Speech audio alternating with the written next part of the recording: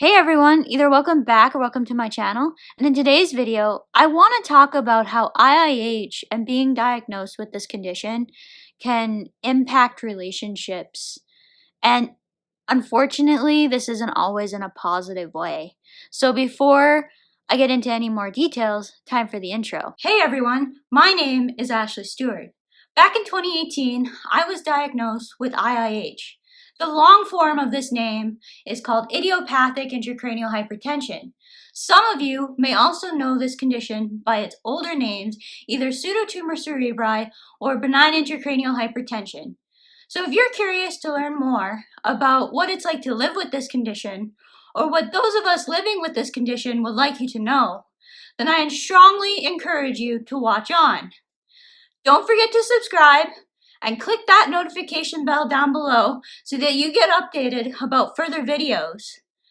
I upload new content every Monday and Thursday afternoon. Being that IIH is a chronic health condition, it can definitely have a negative impact on relationships. Honestly, sometimes people do lose the closest people to them.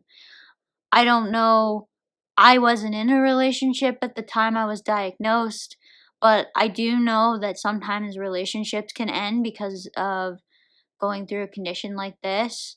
I know that friendships can end because as you have to deal with the circumstances of your diagnosis, you start to pull away from others because your interests change, or what you have to do to be able to maintain your life now changes. What you're able to do compared to what you were able to do before changes.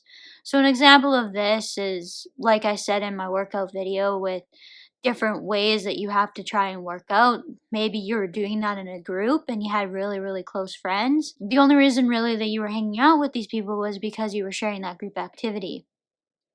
And I know for some people, and for me in particular, it was really difficult being diagnosed. Well, it was difficult being sick in school, but because I didn't have a diagnosis, I kind of pushed through it.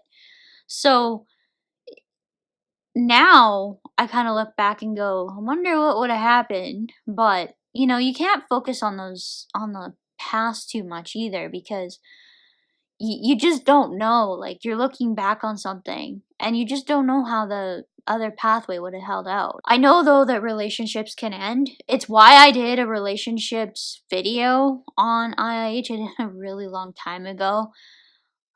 And basically, it's kind of what I would expect out of somebody who's in a relationship with me. And I honestly think that if you're not in a relationship before you get diagnosed with IIH, like a very committed relationship, it makes dating and trying to find someone else who you share common interests with that much more difficult, because it's hard to get to know somebody if you're constantly fighting against your body. So that could definitely be a challenge for some people, and I know it's been a challenge for me. It's not easy going out and socializing in a very noisy environments when those noisy environments can give you headaches. You become very intolerant to any type of noise, any type of sh- flashing lights or anything like that. And that is true with migraines and IIH, I think. Like, that's based upon my experience, but in my experience, I have trouble with light and sound. So it's almost like an overstimulation when you go to those type of environments. So that makes socializing extremely difficult. I think a lot of people fail to understand too just how much energy it takes for someone with a chronic illness just to get ready to go somewhere. I struggle, and I'm not a girl who wears makeup.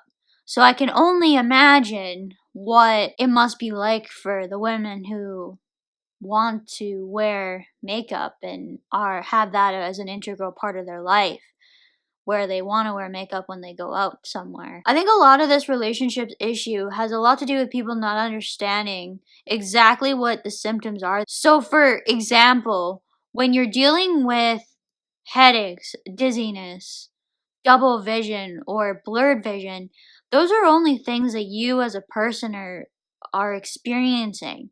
So the other person isn't experiencing those things. So if they haven't experienced those type of things, it might be really difficult for them to actually be able to understand what you're going through. Another important thing to note is that these symptoms are not physically visible to other people either. So this makes it very difficult for other people to notice that you're actually experiencing symptoms, being that they're not physically visible.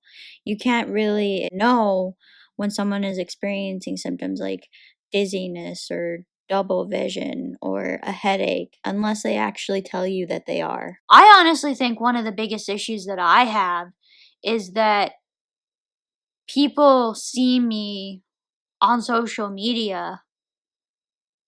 They know that I am doing workouts, but then they don't see when I'm feeling really, really bad. It's not that I'm not wanting to show it, it's the fact that I don't like being on anywhere near my phone when I'm feeling really, really bad. I talked about this in a couple of my video uploads this past week where was explaining kind of what I had been going through.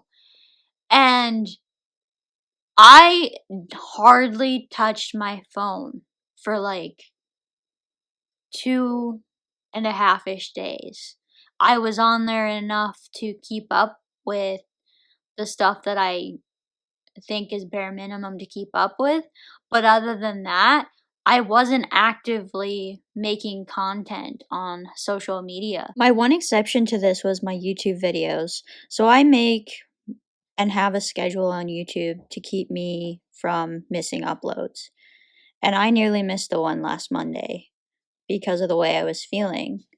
And I actually didn't think I was going to be able to get this video done. So I was very, very thankful that I got it done. Except for posting videos on YouTube, the only other thing I was doing was making updates on my Instagram story. When you kind of disappear, people might assume that you're just taking a break.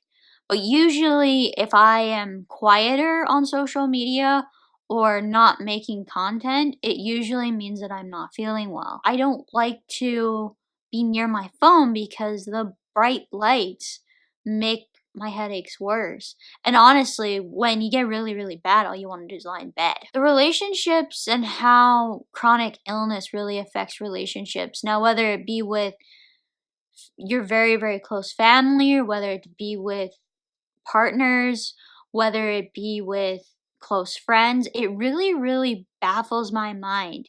You would think that if people are your true friends and they actually care about you, that they would be more open to learning about what you're going through. But I actually find that they tend towards the opposite. And I've hardly ever been asked, besides, how are you feeling lately? Unless you've had and dealt with extreme headaches or migraines and had similar types of symptoms to what those of us with IIH are going through, I think it's very, very hard to put yourself in their shoes, which I think is the wrong way to go about it in this case. I really think that we should be showing that we care without trying to specifically empathize. I know that people seem to think that the only way they can show support is by showing empathy, but that's not the case. I think that it's should be a lot more to do with, I'm sorry you're going through this right now.